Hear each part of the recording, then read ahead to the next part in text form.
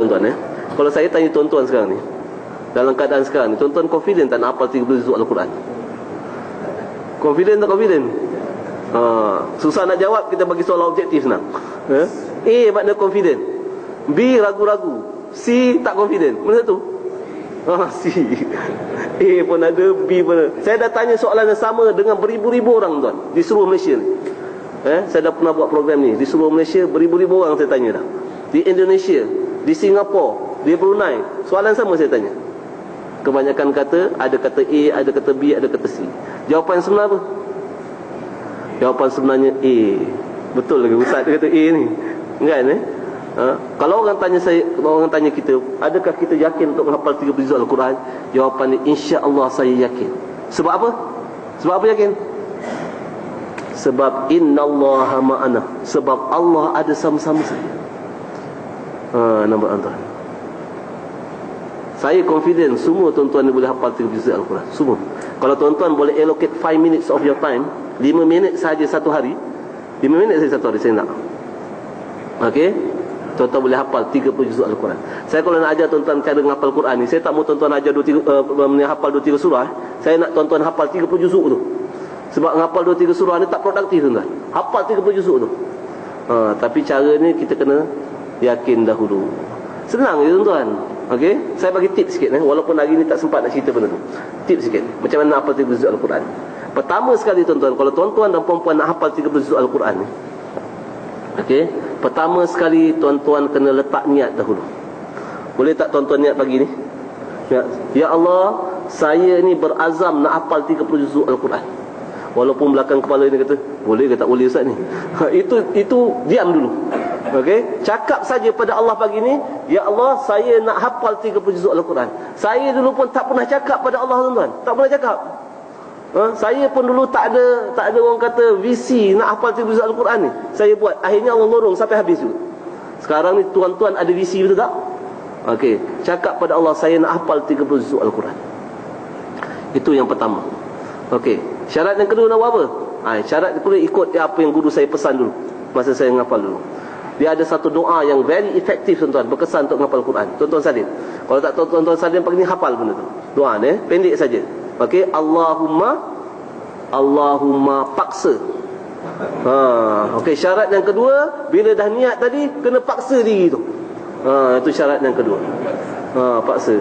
Paksa macam mana tuan-tuan? Senang saja. Kalau tuan-tuan ambil satu ayat, katakan contoh nak hafal surah Yasin. Okey, wal Quranil Hakim. Wal Quranil Hakim tu berapa saat baca? Sekali baca wal Quranil Hakim berapa saat? Katalah 3 saat. Ataupun katakan nak hafal surah orang kaya, idza waqa'atil waqi'ah. Betul? Berapa huruf idza waqa'atil waqi'ah tu? 3 perkataan kan? Idza waqa'atil waqi'ah. Betul? Senang ke susah nak hafal tu? 3 perkataan ni, idza waqa'atil waqi'ah.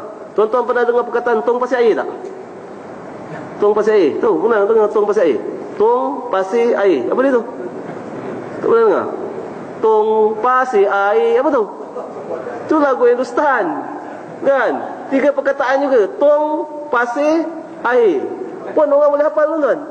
Ini idza waqa'atil waqi'ah pun 3 perkataan. Okey? Sebab kita dah letak dalam kepala kita tuan-tuan, menghafal Quran ni susah. Mana kita dapat tu? Mana kata dalil menghafal Quran tu susah? Dalam Quran Allah sebut pada surah Al-Qamar tuan-tuan. Pada surah Al-Qamar tuan-tuan tengok pada juzuk yang ke-27 surah Al-Qamar, Allah ulang 4 kali pada surah itu bahawa belajar Al-Quran ni mudah. Walaqad yassarnal Qur'ana lidzikri fahal min muddakir. Aku telah mudahkan Quran untuk kamu belajar. Kenapa kamu tak mau belajar? Tuhan kata. Allah kata belajar Quran, menghafal Quran, bahasa Al-Quran semua mudah Tuhan kata. Tapi manusia kata siapa yang betul? Pastinya Allah yang betul. Tapi sekarang ni masalahnya teknik dia tuan-tuan. Okey. Jadi sekarang ni ini untuk jangka pendek dulu tuan-tuan. Lain kali kalau kita ada masa kita cerita bab menghafal Quran. Okey, saya dah ajar surah An-Nur dibangi dan nak habis dah modul. Okey, menghafal Quran. Kita ni baru nak mula. Okey. Jadi sekarang ni tuan-tuan ambil sahaja ayat yang pendek tu, katakan idza waqa'atil waqi'ah tu ataupun wal Quranil Hakim tu. Satu ayat tu baca berapa kali? Baca 200 kali. Bila dengar 200 kali tu, dia cakap apa dalam hati dia? Cuba baca balik skrip tu. Skrip yang cakap dalam hati tu. Wah, banyak ustaz. Kan mana datang skrip tu? Mana datang skrip yang kata wah banyak tu? Alladhi yuwaswisu fi sudurin nas. Syaitan yang bisik kat kita. Cakap banyak tu. Lepas tu syaitan kata banyak tu. Tak berhenti, skrip tu tak berhenti situ Syaitan akan sambung lagi skrip tu. Dia kata apa? Mana ada masa nak buat? Syaitan kata yang ketiga tak payah buat. Lain kali ubah skrip tu. Bila saya cakap 200 kali, cakap balik dalam hati apa? InsyaAllah saya akan buat. Ini seni tuan-tuan, nak kawal pemikiran dan tindak tanduk kita. Our mind tuan-tuan, our mindset, kita punya mindset, pemikiran datang daripada mana? Pemikiran datang daripada bahasa dalaman kita tuan-tuan. Kita punya self-talk, itu pemikiran. Bahasa dalaman kita tuan-tuan datang daripada two sources. Daripada dua apa? Dua sumber. Satu datang daripada hidayat Allah Subhanahu Wa Taala, satu datang lagi daripada bisikan syaitan. Tiap-tiap hari kita akan have that. Itu sebab tuan-tuan, satu hari, tiap-tiap hari kita akan ada lebih kurang 72,000 self-talk ni dalam diri kita. 72,000. Macam mana 72,000? Kali 24 hours, 24 jam kali 60 minit kali 60 saat. Berapa? 72,000. So makna tiap-tiap hari tuan-tuan ada lebih kurang 72,000 bahasa dalaman yang sebenarnya membentuk pemikiran kita. Orang tak perasan kadang-kadang orang tak perasan. Yang saya cakap keluar ni dipanggil interpersonal communication skill. Yang saya cakap keluar ni. Tapi kita ada intrapersonal, yang cakap dalaman tu orang tak perasan. Cuba cakap, katakan jomlah hafal Quran. Apa dia cakap? Susahlah. Bila kita cakap susah saja, pemikiran kita akan bentuk benda yang susah. Apa akan jadi pada emosi kita?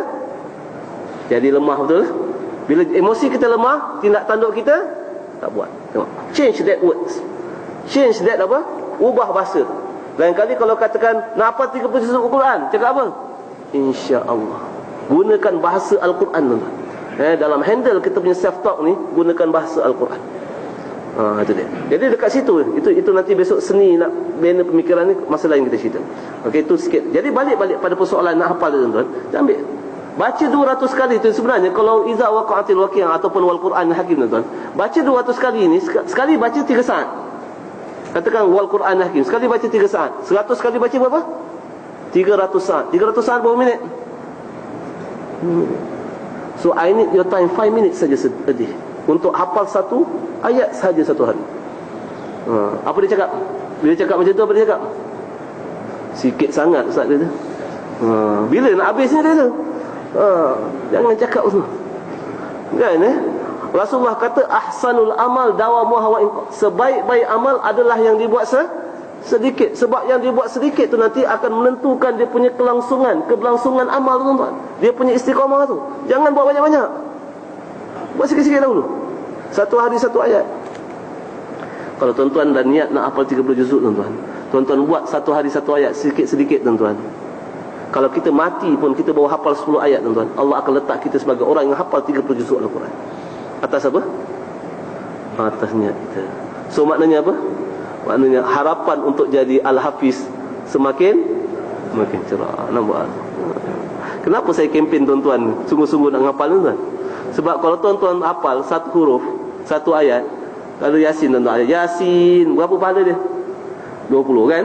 Satu huruf 10, 20. Kalau 100 kali baca 2,000. Tuan-tuan dapat 2,000, saya dapat 2,000. Kalau ada 100 orang lah ni, kali 100 lagi. 2,000 kali 100 berapa? 200,000. Tuan-tuan baca 100 kali, tuan-tuan dapat 2,000, saya dapat 200,000. Dia cakap apa? Ustaz aja yang untung dia tu. Kalau tuan-tuan nak untung, tuan-tuan pasang daun lain pula. Itu sebab tuan-tuan, suruh orang hafal Quran ni adalah satu penjagaan mati level yang paling untung sekali. Paling untung tuan. Besok kita duduk dalam kubur tuan, insya-Allah orang lain baca untuk kita, pahala tu mengalir. Nampak? Susah ke nak suruh hafal Quran? Tapi kena motivate dia.